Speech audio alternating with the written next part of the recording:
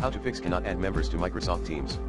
There are several possible reasons why you cannot add members to Microsoft Teams, such as, you don't have enough permissions to add members. The users you want to add don't exist in your organization's Active Directory or Azure Active Directory. The guest access settings are not configured properly. The information barriers are set up to prevent communication between certain groups. Some possible solutions are, check your role and permissions in Microsoft Teams and make sure you are a team owner or a global admin. Verify that the users you want to add are valid and have valid email addresses. Enable guest access in the configure the guest settings. Review the information barriers policies in the Microsoft 365 Compliance Center and modify them if needed.